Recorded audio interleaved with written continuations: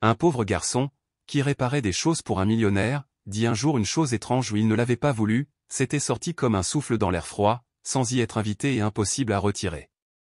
Quelques jours plus tard, le millionnaire le poursuivit en justice. Ellie, tu as fini là-bas, ou tu attends que la rouille ronge ce tuyau? Il y avait un trou dans le plafond. Une fissure tordue, pas plus longue qu'un doigt, mais d'où s'échappait toujours quelque chose, de la pluie, de la poussière ou du silence.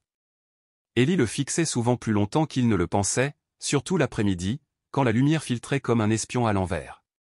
Vu de l'angle du matelas sur le sol du grenier, ce morceau de ciel ne laissait rien présager d'espoir. Il semblait trop lointain pour appartenir à un rez-de-chaussée.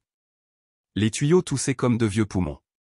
La voix de Greg résonna dans l'escalier, dure et aiguë au pas vraiment colérique, juste indifférente, comme on peut l'être sans avoir eu l'intention de faire preuve de gentillesse. Ellie s'accroupit sous l'évier de la cuisine, les mains noires de graisse. Il ne répondit pas tout de suite. Il resserra le dernier joint avec une clé qui avait tiré une rayure sur la poignée. L'eau a cessé de couler.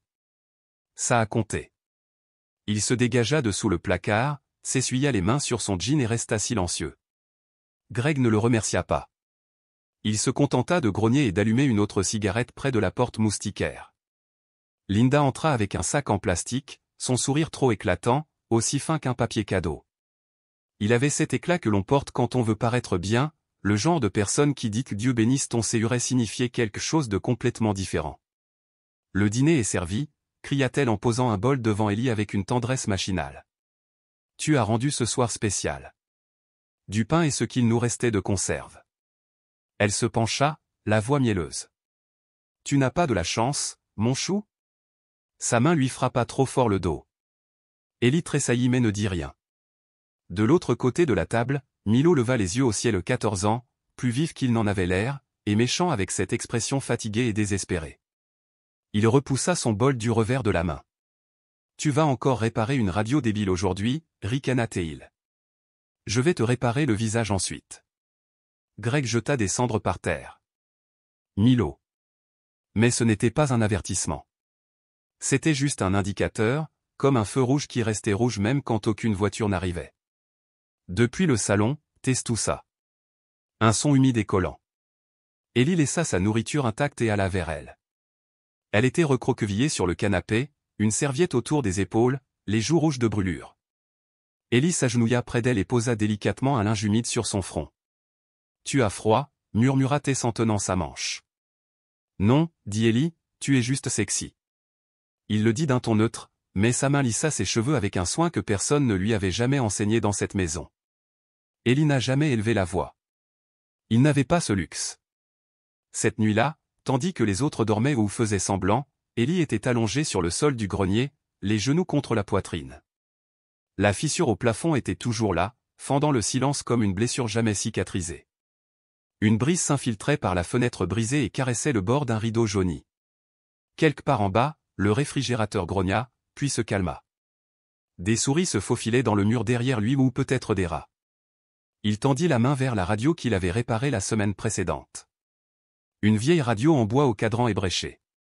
Elle ne captait plus les stations, mais elle fonctionnait, et le bourdonnement le réconfortait. Mieux valait le bruit parasite que le silence. Il murmura dans le noir, non pas pour être entendu, mais pour libérer quelque chose. Si j'avais eu un autre nom. Il marqua une pause, comme s'il allait en dire plus, puis ne le fit pas. Les jours passaient, dans une routine bâtie sur la résignation. Ellie réparait ce qui était cassé. Il récurait la cuisinière, les joints de la salle de bain. Linda disait à tout le monde qu'il était d'une grande aide à la maison chaque fois que les assistantes sociales passaient. Milo s'est assuré qu'Ellie savait qu'il n'était rien d'autre qu'un garçon de corvée. Un après-midi, Milo a de nouveau allumé la radio d'Ellie. Stupide boîte. Tu crois que quelqu'un va se soucier que tu la répares? Ellie décrocha en silence.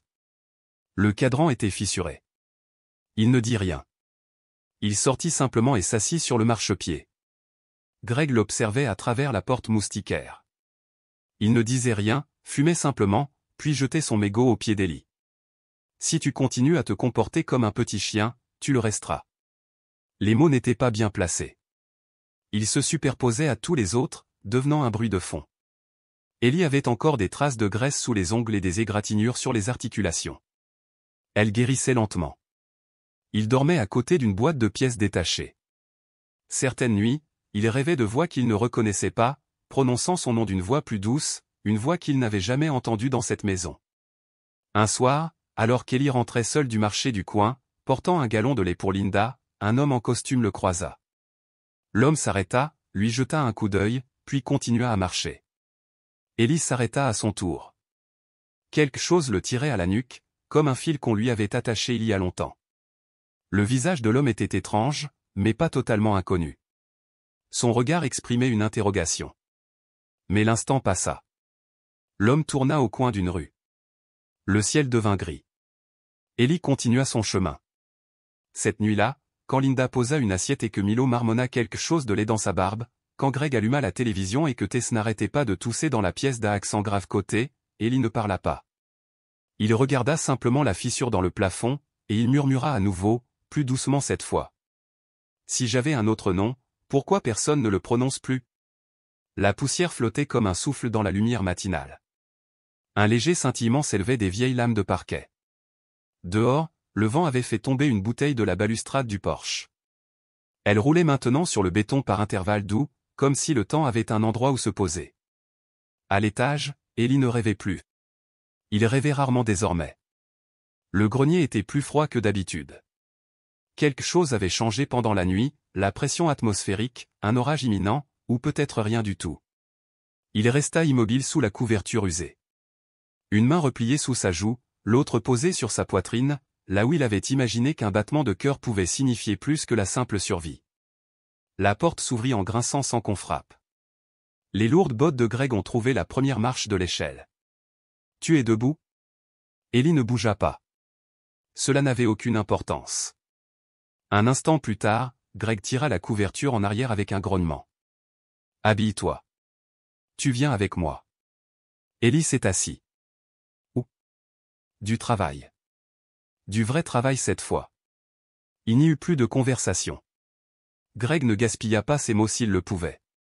Ils partirent avant le petit déjeuner, un peu après 7 heures. L'air extérieur était léger et frais de ceux qui annonçaient l'automne, même si le calendrier indiquait encore l'été. Ellie le suivit sans poser de questions, ses fines épaules légèrement voûtées, les mains enfoncées dans les poches d'une veste d'une taille trop grande, à laquelle il manquait une dent de fermeture éclair. Le camion de Greg sentait les vieilles cigarettes et les emballages de fast-food. La radio ne fonctionnait pas. Aucun des deux n'en avait parlé. « Ne parle pas sans que je te le dise », murmura Greg vers le 6e feu rouge. « On est juste en train de nettoyer un vieil endroit. Riche. Garde les yeux baissés. » Ellie hocha la tête. Le trajet fut long.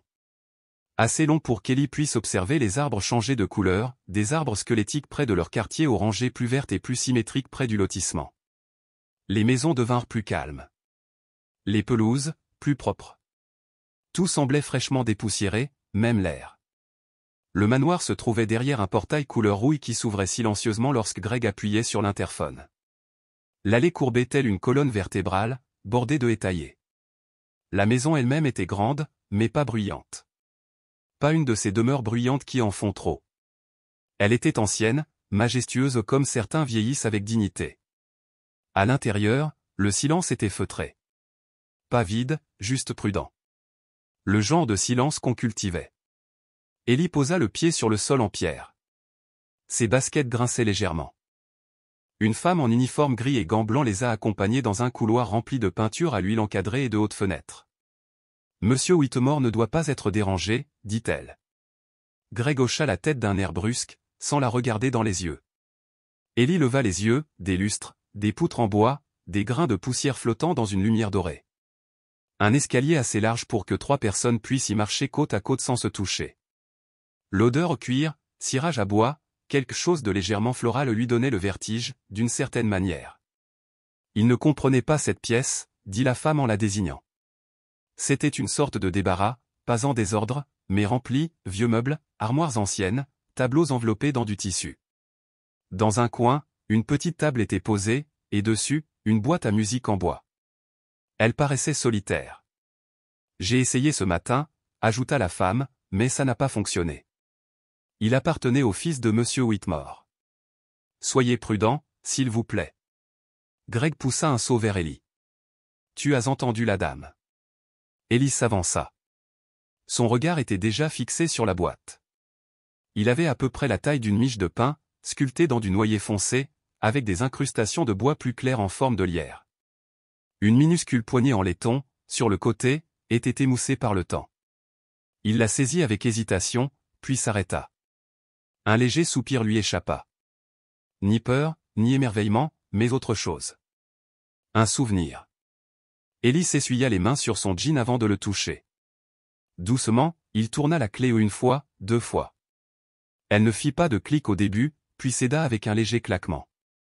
Il ajusta le couvercle et la laissa s'ouvrir. Pas de son. Juste l'intérieur, une petite doublure en velours rouge délavé et un cylindre métallique à poids en relief. La poignée était chaude sous ses doigts. Il murmura, presque distraitement, « Je me souviens de cette poignée. » La femme se retourna. « Que as-tu dit ? » « Je crois que je m'en souviens, quand j'avais 3 ans. » Greg s'arrêta, la serpillière en plein vol. Derrière eux, Maxwell Whitmore avait franchi le seuil. Son manteau était replié sur son bras. Il ne parlait pas. Quelque chose sur son visage changea, ni le choc, ni la colère. La reconnaissance, peut-être, ou son spectre. Ellie ne regarda personne. Il resta assis, immobile, la main posée sur la boîte à musique, comme si elle allait commencer à jouer s'il attendait assez longtemps. Personne ne parlait. Pas pendant un moment. Finalement, la femme s'éclaircit la gorge et s'avança, murmurant quelque chose à propos de thé et de rendez-vous. Greg posa une main sur l'épaule d'Ellie. Il est temps d'y aller. Mais Maxwell n'avait toujours pas bougé. Tandis qu'Ellie se relevait, sa main effleura à nouveau le bord de la boîte et la poignée tourna d'elle-même. Un tressaillement mécanique, réticent mais réel. Une faible note s'échappa. Une seule. Sur le chemin du retour, le camion était plus silencieux que d'habitude. Greg regardait Ellie dans le rétroviseur pas longtemps, juste de brefs regards, comme s'il recalibrait quelque chose. Comme s'il essayait de voir un puzzle qu'il ne se souvenait pas avoir commencé. Ellie ne dit rien. Mais sa main glissait sans cesse vers sa poche, où il avait glissé une vis en laiton trouvée par terre près de la boîte. Il ne savait pas pourquoi il le gardait. Il savait seulement qu'il lui semblait familier. Le feu s'était éteint, mais son odeur persistait. Plus de fumée, plus rien, quelque chose de plus ancien, de plus discret, comme un souvenir de brûlure. Maxwell alluma une allumette avec une lenteur délibérée, la protégeant d'un courant d'air avec sa paume. La pointe s'embrasa, brève et brillante, avant qu'il ne la baisse vers les bûches dans l'âtre. La flamme s'est allumée à contre-cœur, s'enroulant autour du bois en spirale paresseuse. Il s'est assis dans le fauteuil sans expirer, comme si l'air en lui n'avait nulle part où aller. Derrière lui, en haut du mur lambrissé de chêne, le portrait d'un enfant observait la pièce. Ses yeux étaient légèrement trop grands pour son visage. Son sourire était hésitant, le genre de sourire que les enfants arborent lorsqu'on leur demande de rester immobile trop longtemps. Elias Maxwell se tourna légèrement, mais ne regarda pas en arrière. Il n'en avait pas besoin. Sur la table d'appoint se trouvait une pochette transparente en plastique Ziploc du genre utilisé pour les preuves médico-légales. À l'intérieur, un simple verre. Juste une demi-empreinte digitale et une trace sèche près du bord. La dernière chose qu'Ellie avait touchée avant de partir. Un enfant travaille dur mais ne demande qu'un verre d'eau, pas de bonbons, pas de boisson gazeuse. Maxwell l'avait lui-même glissé dans la pochette, avec précaution, d'une main qui tremblait plus qu'il ne voulait l'admettre. Lorsque l'enveloppe arriva 2 jours plus tard, il l'ouvrit seul dans la cuisine. Pas de musique, pas de lumière, juste le bourdonnement du réfrigérateur, le léger cliquetis de l'horloge murale. 99,9%. Il posa le journal. Puis il ne bougea plus au pas pendant près d'1 heure. Non pas parce qu'il en doutait. Mais parce que quelque chose de plus profond que le doute, quelque chose de plus vieux que le chagrin, avait commencé à faire surface. Plus tard dans la soirée, il a pris le téléphone et a composé un numéro qu'il n'avait pas utilisé depuis des années. Vincent Ray à l'appareil. Toujours dans le métier. Une pause. Non pas de reconnaissance, Vincent se souvint immédiatement de sa voix mais de poids. Cela dépend de qui pose la question. Tu sais déjà qui c'est. Une autre pause. Celle-ci était plus longue. Que voulez-vous, monsieur Whitmore ? Je veux que tu finisses quelque chose qu'il ne te laisse jamais finir. L'après-midi suivant, Vincent entra dans le salon de la même manière qu'il entrait toujours dans des maisons comme celle-ci, les épaules carrées, les yeux au même niveau, le visage indéchiffrable. Il ne ressemblait pas à un détective de roman, pas de trench coat, pas de fedora. Juste un costume gris anthracite, une chemise sans cravate et un carnet glissé au creux de son coude. Il n'était plus jeune, mais ses mouvements étaient nets et précis. Maxwell leur a servi du café à tous les deux sans demander leur avis. Vincent laissa le silence perdurer, comme le faisaient les hommes avant qu'ils ne deviennent démodés. Lorsqu'il parlait, c'était avec l'aisance de quelqu'un qui préfère ne pas se répéter. « Dis-moi pourquoi maintenant. » Maxwell a fait glisser le résultat du test sur la table. Vincent l'a lu sans cligner des yeux. « Tu es sûr que c'est lui ?» La voix de Maxwell était basse, mais pas fragile. « J'en étais sûr avant que les chiffres n'arrivent. » Vincent tapota du doigt le bord de la page. « Tu te souviens comment ça marche? Une fois que je commence à creuser, je ne m'arrête plus. S'il y a de la pourriture dans les fondations. J'y compte bien, coupa Maxwell. Commence par le feu. » Vincent fit un bref signe de tête. « Avez-vous déjà remis en question les conclusions de l'époque? » Je n'ai posé aucune question, a déclaré Maxwell. On m'a dit que le corps était le sien. Je l'ai enterré. L'expression de Vincent ne changea pas, mais sa main se dirigea vers le carnet. Je me souviens de cette semaine, dit-il. Pas de dossier dentaire. Pas d'ADN. Trop de dégâts. Personne n'a insisté pour obtenir une pièce d'identité. C'était le deuil par défaut. Maxwell se pencha légèrement en arrière. Tu as essayé de dire quelque chose alors. Ils m'ont fermé, dit simplement Vincent. Le dossier a été clos en 7 jours. C'est plus rapide que le traitement d'une contravention de stationnement dans cette ville. Ils fixèrent tous deux le feu pendant un moment. Les flammes étaient maintenant plus hautes, léchant les bords de la bûche avec de doux crépitements. Vincent rompit à nouveau le silence. Le garçon a mentionné quelque chose? Des noms? Non, dit Maxwell. Mais la façon dont il a touché cette boîte. Il n'a pas terminé sa phrase. Il n'en avait pas besoin. Vincent griffonna quelque chose, puis tourna la page. Il y avait une femme, dit-il. Martha Lagne. La nounou de votre fils. Elle a disparu après l'incendie.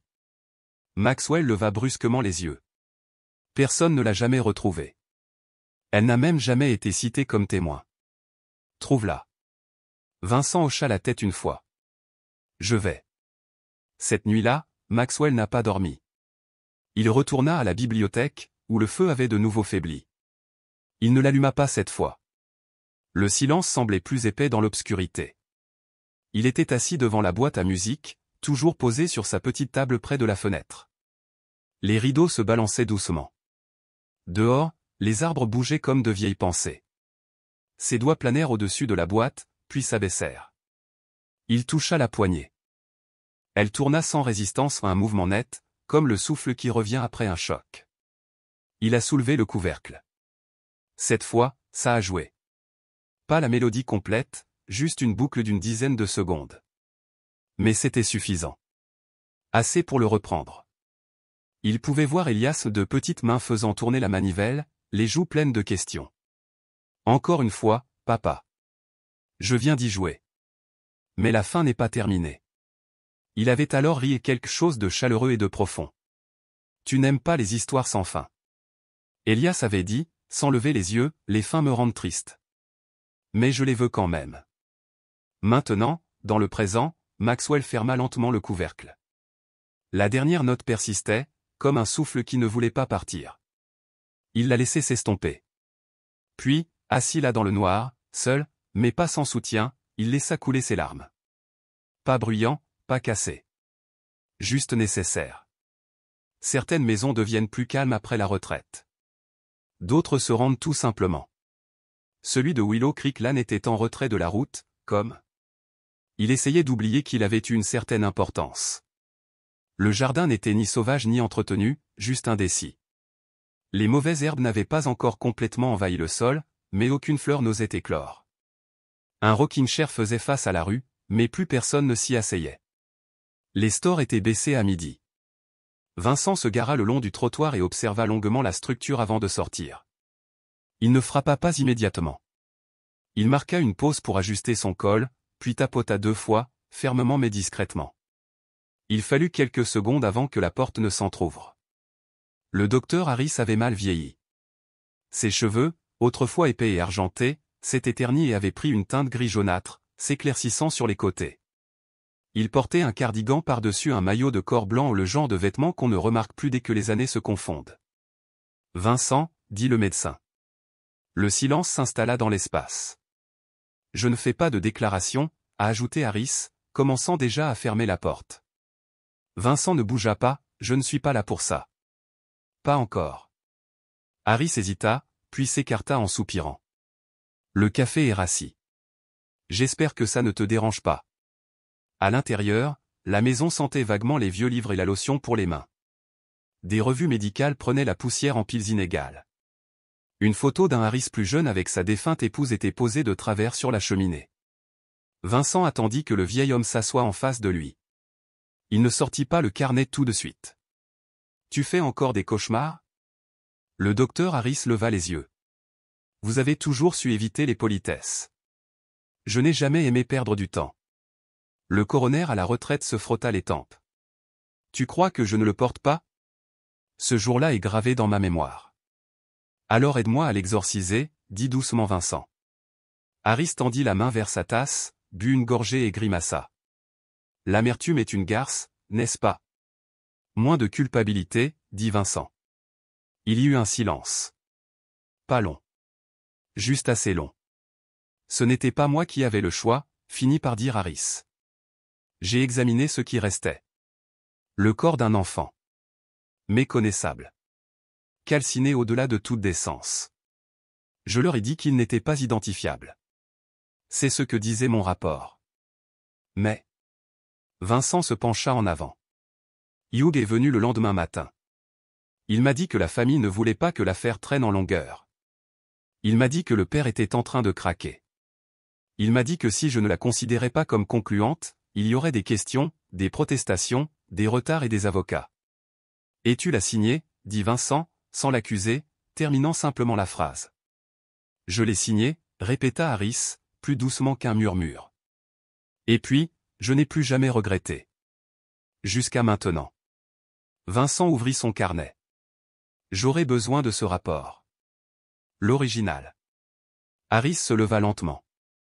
Sa marche vers la bibliothèque était cahoteuse, mais sans hésitation. Il revint avec un dossier au plus fin que ce à quoi Vincent s'attendait et le lui tendit. Un exemplaire. La vérité est fragile. Gardez-la précieusement. Le calme était revenu au domaine Whitmore lorsque Vincent revint. Il n'y entra pas tout de suite. Il longea l'allée du jardin, longea les hortensias, puis le petit banc de pierre où un enfant s'était peut-être arrêté pour lasser ses chaussures ou chasser une libellule. À l'intérieur, Maxwell s'assit à nouveau près du feu, lisant sans tourner une page. « Elle a gardé quelque chose, » dit Vincent, debout juste à l'intérieur de la porte. Maxwell leva les yeux. « Qui ? » Marie. Marie avait vécu dans cette maison assez longtemps pour oublier qu'elle n'en était pas propriétaire.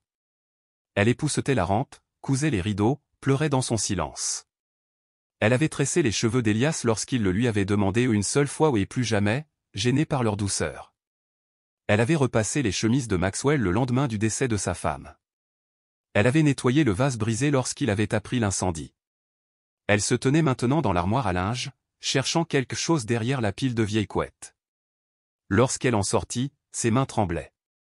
Elle ne le déballa pas tout de suite. Elle le tenait comme un bébé fragile, emmailloté. Dans le salon, elle le déposa délicatement sur le pouf. « Je n'étais pas sûre de devoir te montrer ça un jour, » dit-elle. Maxwell hocha la tête, mais ne dit rien. Elle retira le tissu. Les restes d'un pull d'enfant, roussi aux manches, sentant encore légèrement l'essence malgré les années. L'ourlet avait fondu par endroits. Mais une manche était intacte, et une étiquette était cousue à l'intérieur. Whitmore, pouvait-on lire, en minuscules lettres noires. « Je l'ai trouvé près de la clôture arrière, » dit Marie. « Pas dans la chambre d'enfant. Pas là où ils ont dit que le corps se trouvait. » Vincent se pencha vers lui. « Pourquoi n'as-tu pas osé te manifester ?» Ses lèvres se pincèrent. Parce que personne n'écoutait. Et je n'étais qu'une aide. Maxwell ne quitta pas le pull des yeux. Tu le croyais vivant. Je le fais toujours, dit-elle. Puis elle ajouta plus doucement, mais pas comme avant. Ses mains restèrent jointes sur ses genoux. Vincent l'observa un instant, puis écrivit quelque chose. Tu vas témoigner, demanda-t-il. Elle hocha la tête. Je ferai plus que ça. Je le jure sur ma tombe. Après avoir quitté la pièce, Maxwell resta près du feu, à contempler le tissu brûlé. Vincent ne le pressa pas. Finalement, Maxwell prit la parole. Ce ne sont pas les mensonges qui vous hantent. Ce sont les moments où vous avez failli poser la bonne question, mais où vous ne l'avez pas fait. Vincent hocha légèrement la tête. On pose la question maintenant. Les doigts de Maxwell effleurèrent la laine roussie. La vérité n'est jamais morte, murmura-t-il. Les gens en ont juste eu assez de creuser. L'étage exécutif de la fondation Whitmore sentait toujours légèrement l'acier et l'huile d'agrumes. Trop propre. Trop sophistiqué. Un lieu conçu pour les décisions, pas pour la réflexion. C'était mardi matin quand Hugh Whitmore arriva, suivi de 3 jeunes cadres qui ne se rendaient pas compte qu'on les utilisait comme écran. Hugh n'aimait plus entrer seul dans les pièces. Les regards murmuraient toujours davantage en présence. Nous devons examiner l'acquisition de Denver à 10 heures, dit l'un des assistants en feuilletant une tablette. Monsieur Whitmore. Dois-je attendre, demanda Hugh en levant la main. Son regard se porta vers la porte ouverte du bureau. À l'intérieur, la voix de son frère était reconnaissable entre mille, plus lente qu'avant, mais toujours ferme. La voix de Vincent Ray arriva ensuite, nette et naturelle. Ils ont tout dissimulé. Hugh s'approcha, faisant signe aux assistants de reculer en silence. Ils s'arrêtèrent, rôdant près de la porte, partagés entre obéissance et curiosité. À l'intérieur, Maxwell se tenait près du vieux bureau en noyer, un dossier ouvert dans les mains. Vincent était assis en face de lui, un stylo à la main. J'ai le rapport original de Harris, dit Maxwell, et la déclaration de Marie. Elle a trouvé le pull près de la clôture. Pas dans la chambre d'enfant. L'essence a brûlé. Pas dans l'incendie. Vincent hocha lentement la tête. C'est suffisant pour rouvrir le dossier. Plus que suffisant. Dehors, Hugh fronça les sourcils. L'un des employés jeunes, la vingtaine, trop enthousiaste se pencha un peu plus près de la porte, respirant à peine. Et le garçon, demanda Vincent. Maxwell n'hésita pas, il toucha cette boîte à musique comme s'il l'avait tenue la veille. Il se souvenait de la poignée. Pas une histoire, une simple mémoire. Ce n'est pas quelque chose qu'on simule. Vincent se pencha en arrière. Tu es prêt à le rendre public ? Maxwell referma le dossier d'un claquement de doigts. Pas encore. Je veux d'abord lui parler. Il mérite que je l'entende. L'un des assistants déplaça son poids. Le plancher craqua. À l'intérieur, les 2 hommes se turent. Hugh s'avança et frappa une fois, assez fort pour paraître innocent. Maxwell, on a une réunion. Un instant. Puis la voix de Maxwell calme mais indéchiffrable. J'en ai pour 5 minutes. Les assistants reculèrent, leurs expressions raides et contrôlées, mais la graine avait été plantée. Ce soir-là, un article est apparu sur un blog connu pour ses fuites d'informations d'entreprise. Whitmore, héritier perdu ou mensonge commode ? L'article était spéculatif, soigneusement rédigé, mais comprenait 2 détails spécifiques, le dossier rouvert sur l'incendie et le nom Elias Whitmore. En moins de 24 heures, 3 autres blogs l'ont repris. Un journal régional l'a inclus dans sa chronique matinale. À la fin de la semaine, une animatrice radio du nord de l'État de New York a ouvert son sujet par. Des rumeurs circulent ce matin au sujet de l'une des disparitions les plus mystérieuses de la ville. Elias Whitmore est-il revenu d'entre les morts ? Et si oui, où était-il ces 7 dernières années ? Linda a vu l'histoire sur son téléphone alors qu'elle préparait le dîner au micro-ondes. La cuillère qu'elle tenait à la main a heurté le comptoir. Elle se tenait dans l'embrasure de la porte de la cuisine, pâle, et appela Greg, qui réparait la charnière cassée du placard. Greg, c'est fini. Qu'est-ce qui est sorti ? Elle tourna l'écran vers lui. Il plissa les yeux, puis lut. Puis s'assit. Je t'avais dit qu'on n'aurait pas dû le laisser partir avec toi ce jour-là, dit-elle d'une voix plus forte. Ils ont dû le voir. Greg n'a pas répondu. Nous devons partir. Si l'on apprend que nous les élevons pour l'aide sociale et que nous les forçons à travailler alors qu'ils sont mineurs, nous irons en prison. Toujours rien. J'ai dit que nous devions y aller, répéta Linda, plus sèchement cette fois. Où? N'importe où, rétorqua-t-elle. Hors de l'État. Un endroit sans lien avec Whitmore. On dira que c'est des vacances. Greg prit son briquet. Ses mains tremblaient légèrement. Et s'il refuse? Les lèvres de Linda se pincèrent. C'est un enfant. Il n'a pas le droit de vote.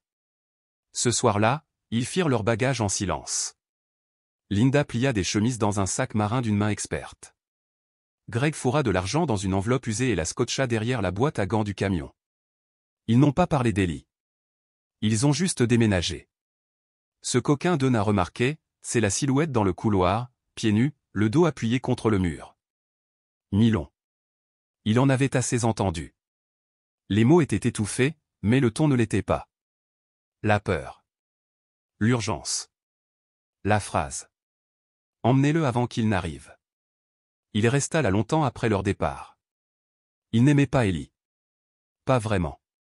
Mais ça, c'était autre chose. Pendant ce temps, dans le domaine de Whitmore, Maxwell lisait chaque article, un par un, non pas avec panique, mais avec curiosité. Il ouvrit le plus vieux dossier en sa possession, la charte de la fondation, signée par son arrière-grand-père, et la plaça à côté du dernier titre du blog. Puis il se leva et se dirigea vers la bibliothèque. Le portrait d'Elias était toujours accroché au-dessus de la cheminée, ses couleurs adoucies par le temps. Il a allumé un feu, non pas par nécessité, mais par habitude. Il n'a pas appelé Hugh. Il n'en avait pas besoin. Hugh est arrivé le lendemain matin. Cette fois, il est arrivé sans ses assistants. Ils ont parlé dans le bureau. Tu sais que c'est imprudent, dit Hugh. Il ne s'agit ni de toi ni de lui. Il s'agit de nous tous, notre nom, notre entreprise, nos collaborateurs. Maxwell ne broncha pas, tu parles de ton peuple. Je parle du conseil d'administration. De la presse. Des familles qui ont un intérêt dans notre avenir. Maxwell tourna une page du rapport. Alors, qu'il regarde. Hugh s'approcha, à voix basse. Tu cours après un fantôme. Non, dit Maxwell. Tu l'as enterré. Je cherche juste là où tu t'es arrêté. Hugh ricana. Tu sais au moins qui est ce garçon? Peut-être qu'il y croit. Peut-être qu'on l'a dressé à y croire. Mais et si ce n'était pas Elias? Et si tout ça, toute cette histoire, gâchait tout? Maxwell se leva. Sa voix était plus douce que ce à quoi Hugh s'attendait. Alors laissez-le ruiner tout ce qui n'était pas vrai. Hugh le fixa du regard. Tu ne vas pas bien. Maxwell regarda vers la fenêtre, où la lumière matinale se répandait sur le tapis. Je suis plus éveillé que je ne l'ai été depuis des années. Ce soir-là, Ellie était assis par terre dans le grenier, à régler le réglage d'une vieille radio jetée. Ses doigts bougeaient avec une précision silencieuse. Mais ses oreilles étaient à l'écoute. Il entendit des pas. Il entendit des murmures.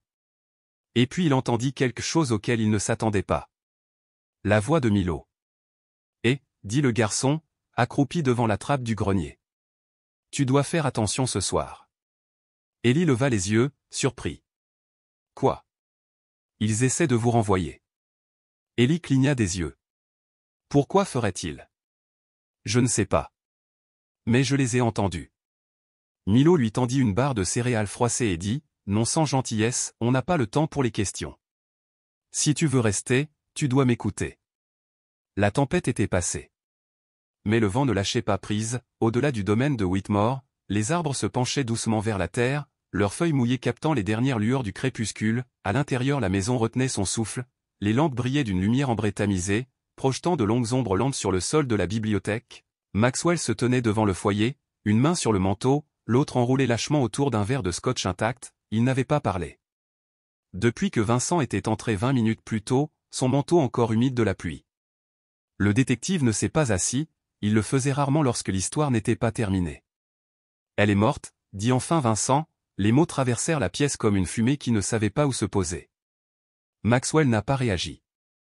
Martha Lagne, continua Vincent, elle a fait une overdose, ville tranquille, 2 comtés au nord, seule, louée sous un faux nom, est morte dans son sommeil, c'était il y a 2 ans. Les doigts de Maxwell se resserrèrent légèrement sur la cheminée. Elle vivait sous le radar, a déclaré Vincent, utilisait des pseudonymes, payait tout en espèces, je ne l'aurais pas trouvée sans une infirmière de soins palliatifs qui se souvenait d'une photo brûlée. Il fouilla dans son manteau et lui tendit une enveloppe scellée. Maxwell l'ouvrit sans s'asseoir, à l'intérieur se trouvaient des photocopies, des dossiers d'hôpital, un contrat de location et la dernière chose, une lettre, 8 pages manuscrites, tremblantes, personnelles. Vincent n'a pas raconté, il a laissé le journal le faire. Maxwell lisait, ses mots étaient secs et froids, elle écrivait à propos d'un homme, son mari, qui avait été englouti par les dettes, qui avait tout perdu après qu'un accord ait été conclu, un accord qu'elle croyait que Maxwell avait orchestré. L'homme avait sauté du barrage de Riverton, elle ne lui a jamais pardonné cela. Elle a planifié sa vengeance, non pas par folie, mais par précision, est devenue nounou, a gagné la confiance, a étudié la maison, puis une nuit, alors que la famille dormait, elle a allumé un incendie, non pas pour tuer Elias, juste pour le prendre.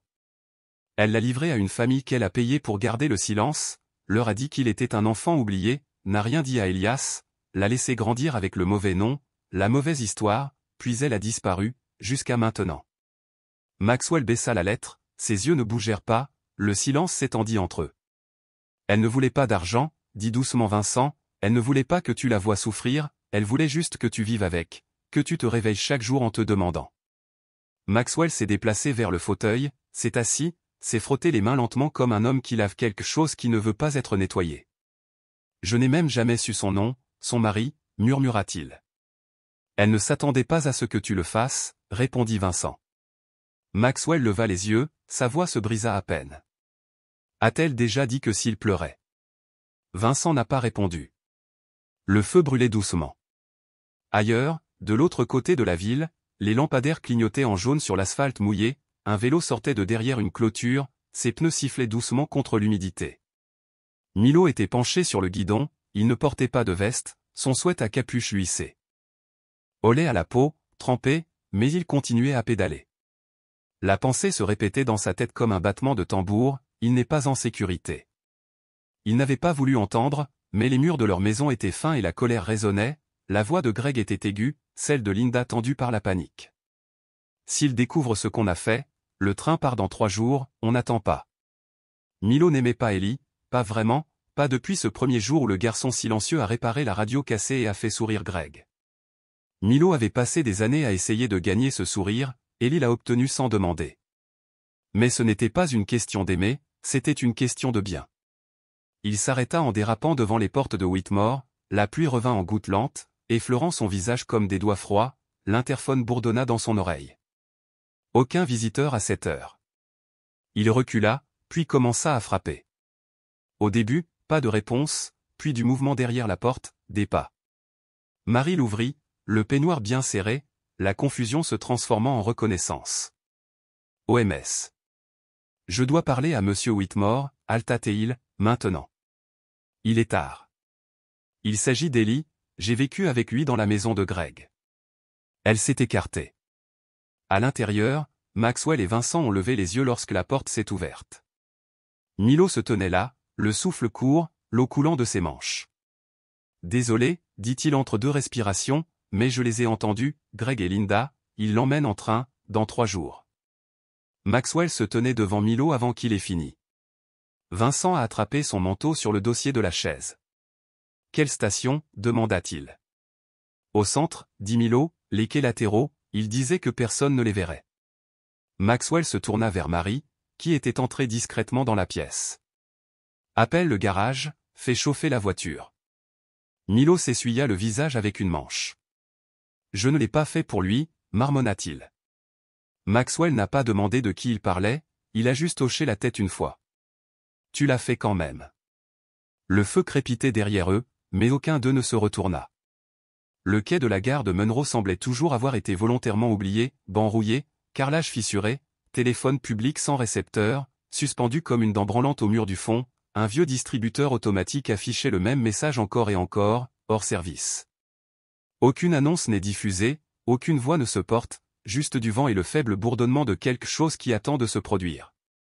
Greg se tenait à côté d'un banc brisé, les bras croisés, le visage tourné vers l'horizon.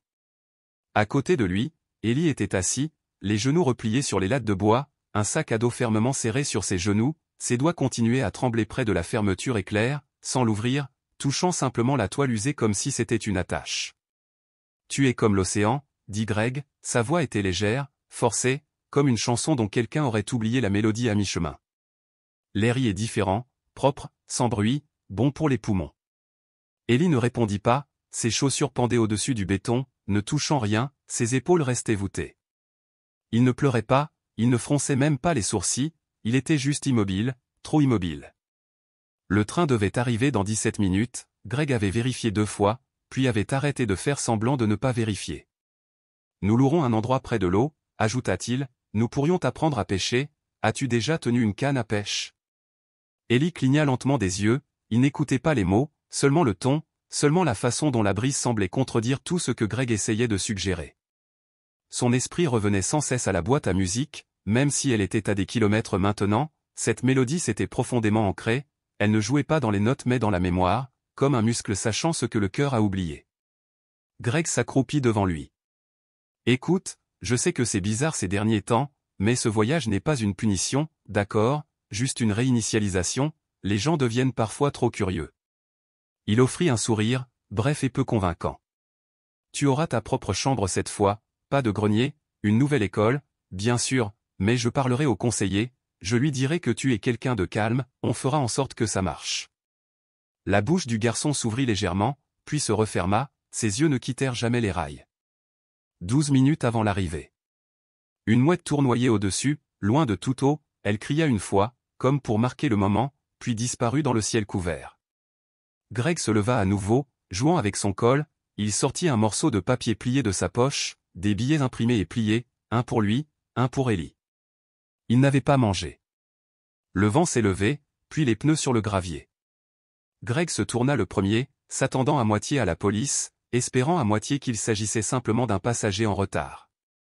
Ce qu'il vit à la place était une élégante voiture noire s'arrêtant près du bord du quai, sans aucun cri, juste avec précision. La porte s'ouvrit et Maxwell sortit. Il ne courait pas, mais il n'hésitait pas non plus. Derrière lui, Vincent est monté du côté passager, les yeux scrutants, son manteau déjà valsé par le vent, sa main planant près de sa poche intérieure, pas menaçante, juste prête. Greg se tendit. Vincent a montré son badge et l'a ouvert d'un geste. Greg tannait, éloignez-vous du garçon. Greg a ri trop vite. Allez mec, on part en vacances, tu penses que je courais avec lui? Maxwell ne répondit pas, il regarda Ellie à la place, et Ellie regarda en retour. Quelque chose à l'intérieur du garçon s'est détaché, il a glissé du banc, son sac est tombé, ses pieds ont bougé avant qu'il ne sache ce qu'il faisait, quelques pas, puis un sprint, puis des bras enroulés autour de la taille de Maxwell si étroitement que l'homme a dû tituber en arrière pour retrouver son équilibre. Maxwell ne dit rien, il croisa simplement ses bras autour d'Ellie, une main derrière sa tête, l'autre fermement contre ses épaules. Ellie enfouit son visage dans le manteau, agrippant des poignées de tissu, son corps trembla, non pas de sanglots mais de quelque chose de plus profond, du soulagement, de la reconnaissance peut-être, de la peur que même cela ne soit pas réel. Vincent s'avança. Greg Tanné, dit-il, la voix désormais officielle, ferme, vous êtes en état d'arrestation pour mise en danger d'enfant, tentative de transport illégal d'un mineur et obstruction à l'enquête, vous avez le droit de garder le silence. Greg leva lentement les 2 mains, les sourcils levés. Ouah, il n'est pas à moi, souviens-toi, tu ne peux pas arrêter un gars parce qu'il a emmené son enfant d'accueil en voyage. Vous n'avez pas déposé d'autorisation de voyage auprès des services à l'enfance, a répondu Vincent, vous n'avez pas informé l'agence, vous avez emporté de l'argent liquide et de fausses pièces d'identité, et nous avons des témoignages selon lesquels vous fuyiez l'État sous de faux prétextes. Le sourire de Greg a disparu. Les agents de la deuxième voiture sont sortis, se déplaçant silencieusement mais efficacement, l'un a lu un mandat, l'autre s'est placé derrière Greg, lui a attaché les mains et l'a emmené. Greg n'a pas résisté, il n'a pas demandé d'avocat, il a juste regardé Ellie par-dessus son épaule comme s'il essayait de mémoriser quelque chose qu'il n'avait jamais compris. Maxwell a attendu que la portière de la voiture soit fermée avant de s'agenouiller. Il a rencontré le regard d'Ellie. « Tu vas bien maintenant, dit-il, tu es en sécurité. » « Je pensais qu'il me ferait repartir, dit Ellie, à peine plus aucun murmure. « Tu ne vas nulle part, dit Maxwell, à moins que tu ne le veuilles, plus jamais. » Ellie cligna des yeux. Mais je ne sais pas ce qui va suivre. Tu n'es pas obligé, répondit Maxwell, nous le découvrirons ensemble. Il se leva et attrapa le sac à dos, il était plus lourd qu'il n'y paraissait, il le jeta sur son épaule, posa une main douce sur le dos du garçon et le guida vers la voiture. Ils ne se sont pas précipités, ils n'en avaient pas besoin. Le quai était à nouveau silencieux, le genre de silence qui suit une tempête et choisit de ne pas s'expliquer. Le train est arrivé avec 7 minutes de retard, personne n'est monté, personne n'est parti, juste le vent et le garçon qui, pour la première fois depuis des années, s'éloignaient d'une gare, non pas vers une destination mais vers quelque chose de bien meilleur, un commencement. Le palais de justice ne ressemblait pas au genre d'endroit où quelque chose d'aussi fragile que la vérité pourrait vivre, il semblait avoir été conçu pour contenir des pierres, pas des histoires. Mais ce matin-là, alors que les nuages roulaient bas au-dessus de la ville, une histoire qui avait longtemps été tue a commencé à respirer à nouveau. Les journalistes planaient comme des mouettes devant les marches de marbre, leur souffle s'embuant devant les caméras. « Est-ce vrai » murmura-t-on à l'autre, que le gamin Whitmore est vivant? Personne n'a répondu, personne ne pouvait, pas encore. À l'intérieur, dans une pièce privée juste à côté du couloir principal, Ellie était assis sur une chaise à dossier rigide, les jambes se balançant légèrement au-dessus du sol. Il n'a pas bougé, il a juste attendu. Ses yeux étaient calmes, mais c'était le genre de calme qui venait de l'épuisement, pas de la paix. En face de lui, Maxwell était assis, tenant un dossier, ses doigts en traçant le bord comme s'il ne savait pas si cela allait couper ou apaiser. « J'ai besoin de vous dire quelque chose, » dit Maxwell, la voix plus basse que d'habitude, « et je veux que cela vienne de moi, pas des avocats, pas du tribunal. » Ellie le regarda, il ne hocha pas la tête, il ne détourna pas le regard. « Je ne suis pas seulement quelqu'un qui veut t'aider, » dit Maxwell, son ton étant désormais inégal, « je ne suis pas seulement un vieil homme essayant de réparer une erreur, je suis ton père. » Ellie cligna des yeux une fois. « Non, » dit-il doucement. Maxwell n'a pas bougé. « Oui. Tu es. » « Non, je l'aurais su, je m'en serais souvenu. »« Ils ont fait en sorte que tu ne le fasses pas, » dit Maxwell, « mais je me souviens, je t'ai tenu dans mes bras quand tu es né, je t'ai regardé t'endormir avec ta joue pressée contre ma poitrine, je l'ai regardé disparaître. » Vincent est intervenu, plaçant une enveloppe scellée entre eux. À l'intérieur, les aveux de Martha Lagne, l'original, la correspondance ADN, des photos, une étiquette de pull brûlé avec le nom Whitmore toujours lisible. Ellie ouvrit l'enveloppe, non pas par curiosité, mais avec quelque chose de plus proche de la peur. Il feuilletait les pages, les noms, les dates, la photo d'un bébé, les joues rondes, les yeux écarquillés, serrant une petite boîte à musique dans ses deux mains. Ses lèvres s'entr'ouvrirent, mais aucun son ne sortit. Puis il laissa échapper un soupir, et cela se transforma en un cri, pas un hurlement, pas de colère, juste un son comme si quelque chose s'était libéré de sa poitrine. Il ne posa plus de questions. Maxwell n'offrit plus de réponse. Il n'y avait plus rien à débattre, seulement la douleur des années qui s'étiraient silencieusement entre eux. Lorsque Juliette frappa doucement en disant « C'est l'heure », ni l'un ni l'autre ne bougea d'abord. Mais Ellie se leva lentement. Il s'essuya le visage avec sa manche, ajusta le col trop large de sa chemise empruntée et sortit sans un mot. La salle d'audience était plus pleine que prévu. Les avocats murmuraient entre eux, les observateurs étaient assis bien droits sur des bancs en bois. Le banc du juge reposait dans l'ombre sous les hautes fenêtres. On entendit le léger cliquetis des clés, le bruissement des pages tournées, le bruit des talons sur le carrelage puis le silence.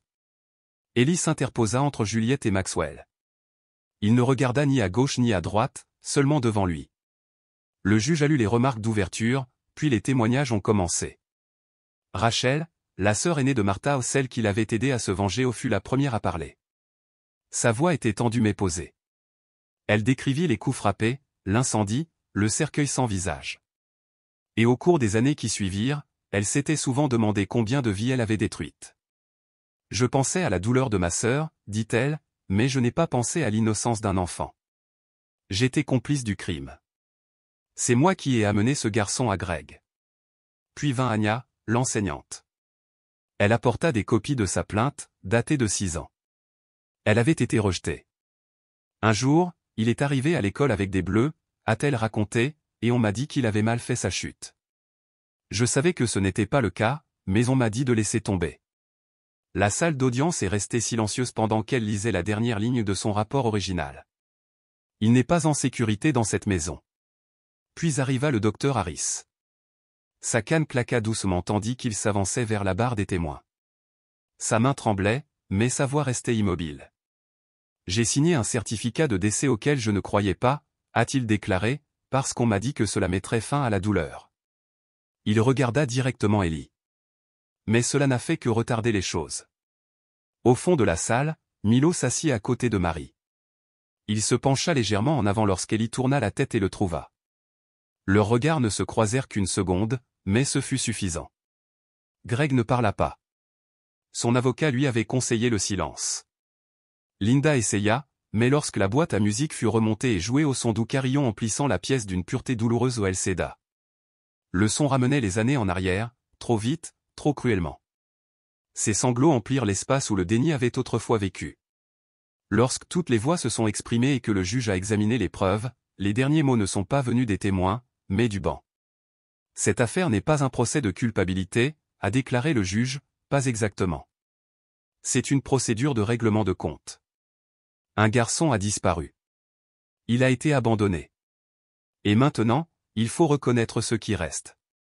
Il n'y a eu aucune célébration, aucun applaudissement, juste le son du marteau, le grincement des plumes et une phrase brève, presque murmurée. Le tribunal reconnaît Elias Whitmore comme vivant, illégalement déplacé et rétabli sous la garde de son parent biologique. Ellie ne réagit pas. Il baissa les yeux sur le grain du bois de la table, observa la façon dont il tourbillonnait comme de la fumée. Puis il sentit une main, plus grande que la sienne, plus chaude que la plupart, se glisser dans la sienne. Maxwell. Il serra, et Ellie serra à son tour. C'était un sourire minuscule, mais qui signifiait quelque chose, car pour la première fois, Ellie ne sortait pas par la porte de derrière, on ne lui demandait pas de faire ses bagages ou de se taire. Cette fois, il se leva et marcha vers quelque chose, non pas une fin, mais un nom, une vérité et un endroit où recommencer. Le domaine Whitmore comptait 27 fenêtres, rien que dans l'aile. Ellie les avait comptées dès sa deuxième nuit, allongée dans son lit surdimensionné, éveillée. Le silence était trop pur pour qu'on puisse s'y fier. Les vitres étaient impeccables, mais il se surprit à tendre la main vers des barreaux métalliques dans l'obscurité, comme si ses mains s'attendaient à les trouver là. Rien n'était verrouillé. Aucun grincement de chaîne dans la nuit, seulement de grands couloirs ouverts, des lumières tamisées et ce silence qui ne posait pas de questions. Maxwell ne rôdait pas. Il ne parlait que si on lui adressait la parole. Il ne frappait que par nécessité. Quand Ellie annonça qu'il ne voulait pas d'aide pour se brosser les dents, Maxwell recula. Quand Ellie déclara qu'il n'aimait pas les flocons d'avoine, ils disparurent de la table du petit déjeuner le lendemain matin. Il y avait du personnel, mais ils se déplaçaient comme des fantômes polis, présents, invisibles. Et Marie, qui lui préparait son thé comme Tess le faisait autrefois, fort et sucré, avec juste ce qu'il fallait de citron. Mais Tess n'était pas là. Cette première semaine, Ellie se réveilla 3 fois de suite et l'appela. La 4e fois, il ne s'en soucia pas. Il resta allongé là, les yeux fixés sur le lustre, clignant lentement des yeux, rythmiquement, comme un phare cherchant un rivage qui ne viendrait jamais. Puis, un jeudi pluvieux, Milo est arrivé. Marie le trouva sur le pas de la porte, trempé jusqu'aux os, un lacet manquant et un sac en plastique serré dans sa main. Il dit qu'il est ici pour rendre quelque chose, dit-elle à Maxwell. Il n'est pas blessé, demanda Maxwell. Pas encore, répondit-elle en haussant un sourcil. Maxwell s'écarta et le laissa entrer. Le garçon n'hésita pas. Il franchit la porte et pénétra dans le hall principal comme s'il y avait toujours été, puis se figea en voyant Ellie en haut de l'escalier. Aucun d'eux ne parla pendant un moment. « J'ai apporté ta radio », dit finalement Milo en soulevant le sac. « Celle du grenier. Tu l'as laissée. » Ellie descendit les escaliers, une main traînant sur la rampe comme s'il n'était pas sûr que le marbre soit vrai. « Tu l'as porté jusqu'ici ? » Ça marche encore, ajouta rapidement Milo. « Presque. Je n'ai rien pris. » Ellie le regarda fixement. « Tu me détestais. »« Pas vraiment, » dit Milo. « Je crois que je détestais juste que tu me fasses remarquer des choses que j'essayais d'éviter. » La radio était plus lourde que dans ses souvenirs. Ellie la prit à 2 mains, regarda les boutons, la poussière dans les interstices, la fissure du haut-parleur toujours là. « J'ai entendu ce que tu as fait, » dit Ellie. « À la gare. » Milo haussa les épaules. « Je ne l'ai pas fait pour toi. »« Je sais, » dit Ellie. « C'est pour ça que c'était important. Le silence entre eux s'estompa. Et quand Ellie releva la tête, il sourit. « Tu veux du thé ?» Milo cligna des yeux. « Comme, du vrai thé ? Pas de l'eau du robinet sucré ? » « Nous avons du citron, » dit Ellie. Cet après-midi-là, ils étaient assis près de la grande fenêtre du salon, deux garçons regardant la pluie brouiller les haies. Ils ne parlèrent ni de Greg, ni de Linda, ni du tribunal. Ils se disputèrent juste pour savoir quelle station de radio diffusait les meilleures chansons. Et quand Milo se leva pour partir, Ellie l'en empêcha.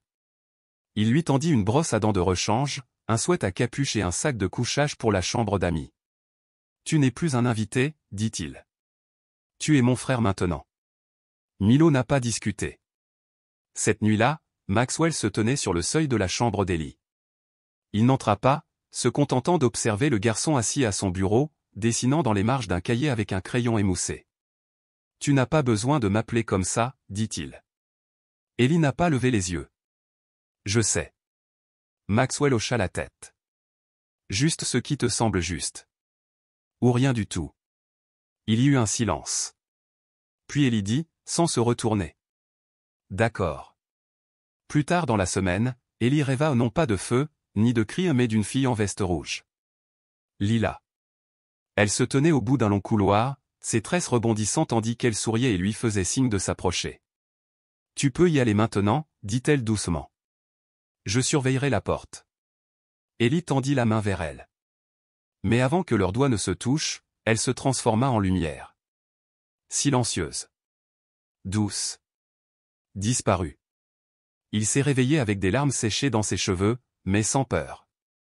Au petit déjeuner, Maxwell a demandé « Voulez-vous le nom Elias ?» Ellie remua ses céréales, puis répondit lentement. « Ellie, c'est moi.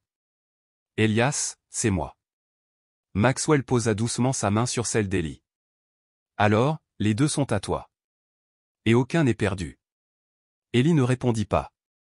Mais cet après-midi-là, il entra dans le bureau de Maxwell, où la cheminée n'était pas encore allumée, et dit « Je veux créer une fondation. » Maxwell leva les yeux. « Pourquoi ? » « Pour les enfants comme Tess. Et Milo. Et ceux qui sont encore là. » Maxwell s'est assis. « Tu ne veux pas de jouets ni de fête ? » « Je veux qu'ils comptent, » a déclaré Ellie, « parce que je n'en ai pas eu, pas pendant longtemps. » Il n'y eut ni cérémonie ni ruban. Mais une semaine plus tard, une fiducie fut déposée au nom d'Ellie Projet Lila nommée non pas pour un héritage, mais pour la mémoire. Cette nuit-là, Ellie s'endormit près de la fenêtre. Les rideaux étaient ouverts. Pas de barreaux. Et pour la première fois depuis des années, il trouva le sommeil facilement, car enfin, il avait un avenir qui valait la peine d'être embrassé. Il y avait des jours où le passé semblait plus lointain qu'il ne l'était en réalité. D'autres fois, il vivait sous la peau. Ce printemps tardif arrivait, celui qui ne s'annonçait pas par l'éclosion des fleurs, mais s'insinuait lentement à travers les vitres, sous les poignets, jusque dans les recoins oubliés. Le domaine de Whitmore ne s'épanouissait pas. Il s'éveillait. Des rénovations discrètes, des draps plus doux, des lampes plus chaudes. Dans l'une des anciennes chambres d'amis, Tess s'était assise en tailleur sur le sol, faisant tourner une pièce de puzzle entre ses mains. Elle parlait peu, pas encore, mais ses yeux avaient cessé de chercher des issues. Et c'était déjà beaucoup.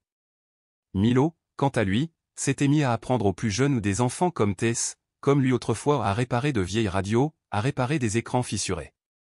Il travaillait dans les anciennes écuries, aujourd'hui transformées en ateliers, avec des rangées de tables, des boîtes de café remplies de vis et un tableau blanc sur lequel quelqu'un avait écrit « Il n'y a rien de cassé, juste quelque chose qui pend ». C'était Ellie qui avait griffonné cette phrase, non pas comme une devise, mais comme une pensée tenace qu'il ne pouvait plus bannir. Les fondations prirent forme rapidement. Bien plus vite que ce que la plupart des gens pensaient possible. Maxwell s'occupa de la structure, des avocats et des permis.